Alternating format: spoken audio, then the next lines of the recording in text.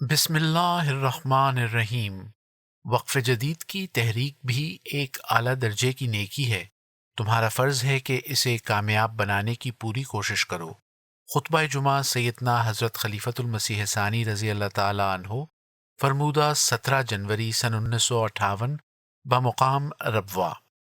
حضرت مصلح موعود رضی اللہ تعالی عنہ نے 17 جنوری سن 1958 کو اپنے خطبہ جمعہ میں وقف جدید کی خاطر قربانی کرنے کی طرف توجہ دلاتے ہوئے اس تحریک میں ابتدائی طور پر بعض قربانی کرنے والوں کا تذکرہ فرمایا۔ 31 دسمبر کو وقف جدید کے سال کے اختتام کی مناسبت سے قارئین کے استفادے کے لیے یہ خطبہ شائع کیا جا رہا ہے۔ ادارہ: یہ تحریک بھی ایسی ہی ہے کہ اس میں حصہ لینا تعاونوا علی البر والتقوی کے مطابق ہے، اور اس میں کسی طرح روک بننا ولا تعاونوا علی الاثم والعدوان کے ماتحت آتا ہے۔ تشہد و تعوذ اور سورہ فاتحہ کے بعد حضور نے مندرجہ ذیل آیت قرآنیہ کی تلاوت فرمائی، وتعاونوا علی البر والتقوی ولا تعاونوا علی الاثم والعدوان، سورہ المائدہ آیت 3۔ اس کے بعد فرمایا، قرآن کریم کی اس آیت میں مومنوں کو یہ حکم دیا گیا ہے کہ وہ نیکی کے بارے میں سارے کے سارے جمع ہو جایا کریں۔ بر کے معنی اعلیٰ درجے کی نیکی کے ہوتے ہیں، پس اس آیت کے معنی یہ ہیں کہ اعلیٰ درجے کی نیکیوں میں ایک دوسرے سے تعاون کیا کرو۔ اس کا مطلب یہ نہیں کہ چھوٹی نیکیوں میں ایک دوسرے سے تعاون نہ کرو، بلکہ اس کا مطلب یہ ہے کہ مومن ہمیشہ کرتے ہی اعلیٰ درجے کی نیکیاں ہیں، اور جب بھی وہ کوئی کام کرتے ہیں مکمل طور پر کرتے ہیں، ادھورا نہیں کرتے۔ جیسا کہ دوستوں کو معلوم ہے، میں نے گزشتہ جلسہ سالانہ پر وقف جدید کی تحریک کی تھی۔ یہ تحریک بھی ایسی ہی ہے کہ اس میں حصہ لینا تعاونوا علی البر والتقوی کے مطابق ہے، اور اس میں کسی طرح روک بننا ولا تعاونوا علی الاثم والعدوان کے ماتحت آتا ہے۔ جلسہ سالانہ کے دنوں میں غالباً لاؤڈ سپیکر کی خرابی کی وجہ سے دوستوں کو آواز پوری طرح سنائی نہیں دی۔ بعد میں الفضل میں میرا نوٹ چھپا تو اس پر لوگوں نے اس تحریک کی طرف توجہ کی۔ اس کے بعد میرے 2 خطبے شائع ہوئے، تیسرا خطبہ آج ہو رہا ہے۔ جوں جوں یہ خطبات شائع ہو کر جماعت کو پہنچیں گے، امید ہے کہ دوستوں میں بیداری پیدا ہوتی چلی جائے گی۔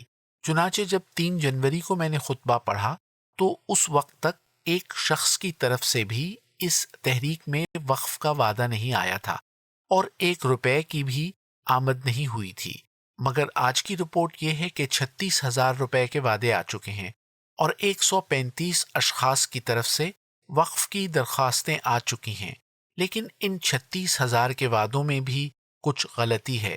اصل میں وعدوں کی تعداد 40,000 سے کچھ اوپر بنتی ہے۔ بعض رپورٹیں ناقص تھیں اور بعض وعدے ابھی اس رپورٹ میں شامل نہیں کیے گئے۔ ان سب وعدوں کو ملا کر میرا خیال ہے کہ شاید یہ وعدے 50,000 سے بھی اوپر ہو جائیں۔ پھر شروع میں یہ غلطی بھی ہوئی کہ جماعت نے یہ سمجھا کہ 6 روپے آخری حد ہے، اس لیے جو شخص 1,000 روپے تک بھی اس تحریک میں دے سکتا تھا اس نے 6 روپے کا وعدہ لکھوا دیا، حالانکہ یہ ضروری نہیں تھا کہ اس تحریک میں صرف 6 روپے ہی دے کر حصہ لیا جائے، بلکہ کم از کم 6 روپے کی رقم دے کر اس تحریک میں حصہ لیا جا سکتا تھا۔ لیکن جماعت کے دوستوں نے اسے زیادہ سے زیادہ رقم قرار دے لیا اور اس کے مطابق وعدے لکھوانے شروع کر دیے۔ اب بعض وعدے ایسے آ رہے ہیں جن سے پتہ لگتا ہے کہ جماعت کے افراد پر یہ بات واضح ہو گئی ہے اور وہ اسے سمجھ رہے ہیں۔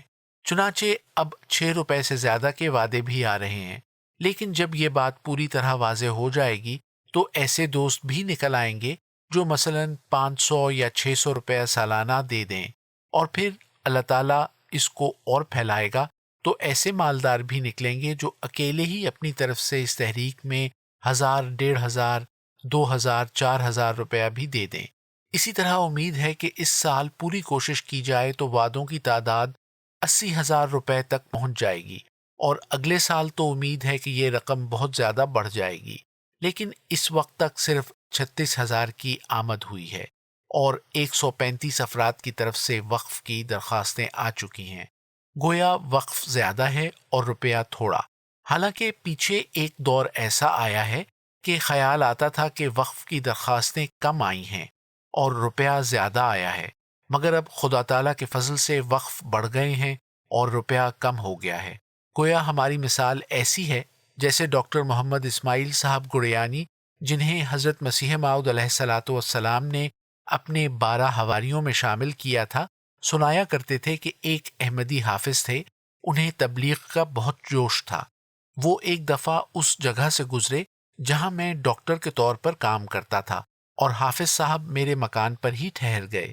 کھانا تیار تھا، میں نے چاولوں کا ایک تھال حافظ صاحب کے آگے لا کر رکھ دیا۔ جب وہ کھا چکے تو میں نے کہا، حافظ صاحب اور چاول لاؤں؟ وہ کہنے لگے، اگر چاول ہیں تو لے آویں۔ پھر میں نے ایک اور تھال بھر کر ان کے سامنے رکھ دیا، انہوں نے اسے بھی ختم کر دیا۔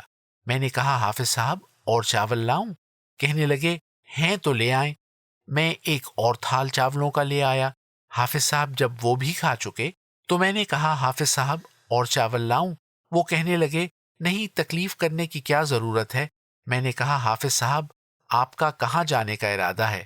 وہ کہنے لگے، سنا ہے بھیرے میں ایک مشہور طبیب حضرت مولوی نور الدین صاحب ہیں، میں ان سے اپنے ہاضمے کا علاج کروانے جا رہا ہوں۔ میں نے ہنس کر کہا، حافظ صاحب جب آپ کے ہاضمے کا علاج ہو جائے تو آپ مہربانی فرما کر واپسی کے وقت اس طرف سے نہ آئیں بلکہ کسی اور طرف سے جائیں۔ مجھ غریب کے پاس اتنی گنجائش نہیں کہ ہاضمہ درست ہونے پر آپ کی مہمان نوازی کر سکوں۔ جب آپ خراب ہاضمے میں چاولوں کے 4 تھال کھا گئے ہیں تو ہاضمہ درست ہو جائے گا تو اس وقت کیا بنے گا؟ اسی قسم کا ایک لطیفہ پرانے زمانے کا بھی مشہور ہے۔ کہتے ہیں کوئی شخص تھا جس کی بھوک بہت بڑھی ہوئی تھی۔ کسی نے اس کی دعوت کی اور اس کے سامنے بہت سے نان رکھ دیے اور خود سالن لینے کے لیے اندر گیا۔ جب واپس آیا تو وہ شخص سارے نان کھا چکا تھا۔ پھر وہ سالن رکھ کر نان لینے کے لیے گیا تو آ کر دیکھا کہ شوربہ ختم ہے۔ 2-3 دفعہ اس کے ساتھ یہی حال ہوا۔ وہ نان لا کر رکھ جاتا اور شوربہ لینے جاتا تو نان ختم ہو چکے ہوتے، اور شوربہ رکھ کر نان لینے جاتا تو شوربہ ختم ہو چکا ہوتا۔ وہی حال ہمارا ہے کہ ایک وقت روپیہ زیادہ تھا اور واقفین کم تھے، اب روپیہ کم ہے اور واقفین زیادہ ہیں۔ میں نے اپنے پچھلے خطبے میں بتایا تھا کہ چودھری ظفر اللہ خان صاحب نے کہا ہے کہ ٹھٹھہ میں میری کچھ زمین ہے، میں اس زمین میں سے 10 ایکڑ تبلیغ کے لیے وقف کر دوں گا، مگر یہ میری غلطی تھی۔ چودھری صاحب نے بتایا ہے کہ ٹھٹھہ کی زمین ابھی پوری طرح ان کے قبضے میں نہیں آئی۔ دوسرے وہ زمین ایسی جگہ ہے جو ایک طرف ہے اور وہاں آبادی کم ہے، اس لیے وہاں کسی مبلغ کا رہنا مشکل ہے۔ انہوں نے کہا ہے کہ میرا مطلب یہ تھا کہ لابینی ضلع حیدرآباد میں جو میری زمین ہے اس میں سے 10 ایکڑ اس غرض کے لیے وقف کر دوں گا۔ میرا بھی منشا ہے کہ میں بھی اپنی زمین میں سے کسی جگہ 10 ایکڑ اس غرض کے لیے وقف کر دوں۔ اس طرح یہ 2 وقف ہو جاتے ہیں۔ ایک باندھی سندھ کے رئیس حاجی عبد الرحمن صاحب ہیں، انہوں نے لکھا ہے کہ میری زمین میرے غیر احمدی رشتہ داروں سے مشترک ہے، اس کو تو میں تقسیم نہیں کر سکتا، مگر میں یہ کروں گا کہ 10 ایکڑ زمین خود خرید کر دے دوں۔ اس طرح 3 وقف ہو گئے۔ پھر ایک شخص نے لکھا ہے کہ میرے پاس 2 مربع زمین ہے، اس میں سے جتنی زمین کی ضرورت ہو میں دینے کے لیے تیار ہوں۔ ایک اور دوست نے لکھا ہے کہ مجھے فوجی خدمات کی وجہ سے 1 مربع زمین ملی ہے، میں وہ زمین اس غرض کے لیے وقف کرتا ہوں۔ اس کو تو میں نے لکھا ہے کہ میں اس طرح ساری زمین لینے اور تمہیں روزی سے محروم کرنے کے لیے تیار نہیں۔ تم اس میں سے 10 ایکڑ زمین ہمیں مقاطعے پر دے دینا، اس میں ہم اپنا مبلغ رکھیں گے۔ غرض اب تک 5 زمینیں بھی آ چکی ہیں۔ ملتان والے بھی کہہ گئے تھے کہ 2-3 جگہیں ہمارے ضلع میں بھی مل جائیں گی، کیونکہ بہت سے مربوں والے ہمارے علاقے میں ہیں اور بڑے بڑے ذمہ دار ہیں۔ اگر وہ 1-1 ایکڑ بھی دیں تو کافی جگہیں ہو جائیں گی۔ لیکن بڑی چیز جو ان علاقوں میں کام دے سکتی ہے وہ دیسی طب ہے۔ چودھری صاحب نے بتایا کہ ان کے رشتے کے بھائی یعنی ماموں کے بیٹے جو ان کی زمینوں پر لابینی میں کام کرتے ہیں، انہوں نے سنایا کہ باوجود یہ کہ لابینی ایک جنگل سا ہے، پھر بھی امریکن عیسائی وہاں آ کر رہتے ہیں اور عیسائیت کی تبلیغ کر رہے ہیں، اور وہ ایسے لوگوں میں رہتے ہیں کہ گو وہ ہمارے مزارے ہیں، لیکن اگر وہ ہمیں بھی بلائیں تو ہم بھی ان کے گھروں میں نہ جائیں۔ لیکن وہ رات دن وہیں رہتے ہیں اور تبلیغ کرتے ہیں۔ یہی قربانی کی روح ہمیں بھی اپنے اندر پیدا کرنی چاہیے۔ اگر اسی قسم کی قربانی کی روح ہم میں بھی پیدا ہو جائے تو 135 واقفین کیا، ہماری جماعت میں سے 1,35,000 واقفین بھی آسانی سے نکل آئیں گے۔ لیکن ضرورت یہ ہے کہ ہم امریکنوں اور انگریزوں جیسی قربانی کرنے لگ جائیں۔ میں نے پہلے بھی کئی دفعہ سنایا ہے کہ ایک دفعہ ایک انگریز عورت چین میں پادری کے طور پر کام کر رہی تھی۔ چینیوں میں پادریوں کے خلاف بڑا جوش ہے اور وہ جوش اب تک بھی ہے۔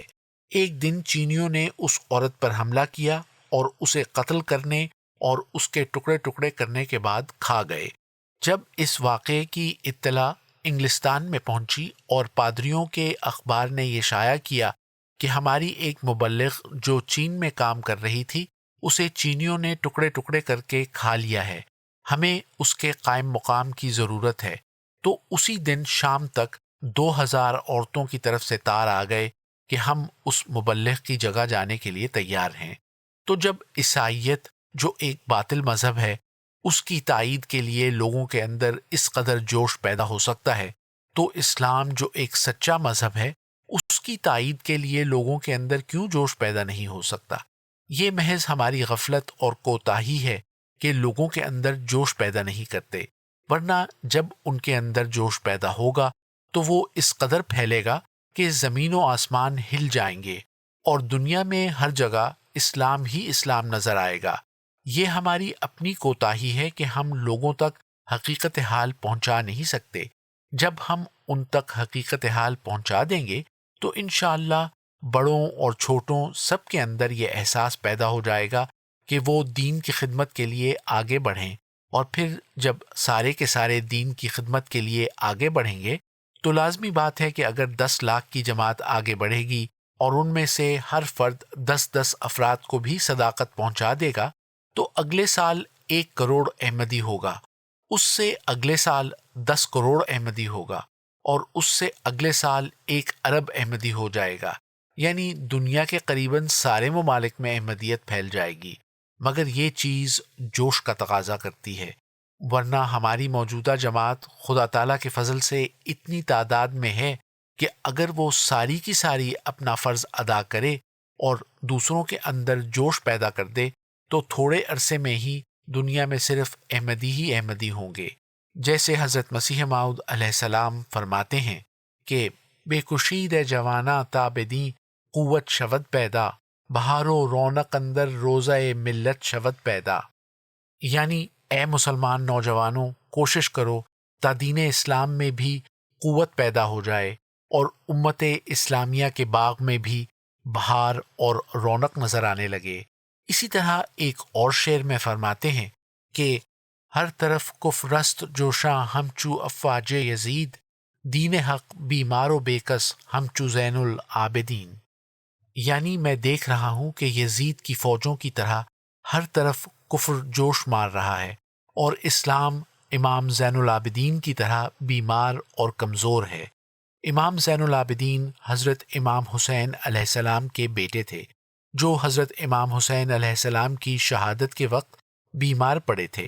جب ان کی پھوپھی نے آواز دی کہ میرا بھائی خاک و خون میں تڑپ رہا ہے تو یہ اندر سے اٹھ کر باہر آ گئے اور کہنے لگے میں باہر جا کر دشمن کا مقابلہ کرتا ہوں، لیکن خاندان کے بعض افراد آگے آ گئے اور انہوں نے کہا تم بیمار ہو، تمہیں باہر نہیں جانا چاہیے۔ تو حضرت مسیح موعود علیہ الصلوۃ والسلام فرماتے ہیں کہ اسلام تو آج کل اسی طرح بیمار ہے جس طرح امام حسین علیہ السلام کی شہادت کے وقت امام زین العابدین بیمار تھے اور کفر یزید کی فوجوں کی طرح جوش مار رہا ہے۔ لیکن ذرا مسلمانوں میں بیداری پیدا ہو جائے تو دیکھنا کہ انشاءاللہ تعالی کفر میدان میں دم توڑ رہا ہوگا اور اسلام کی فوج میں اس قدر جوش ہوگا کہ اس کی مثال دنیا میں پہلی کسی قوم میں نظر نہیں آئے گی، اور ہر جگہ اسلام کا جھنڈا اونچا ہوگا اور محمد رسول اللہ صلی اللہ علیہ وسلم کی حکومت قائم ہوگی۔ الفضل 21 جنوری سن 1958۔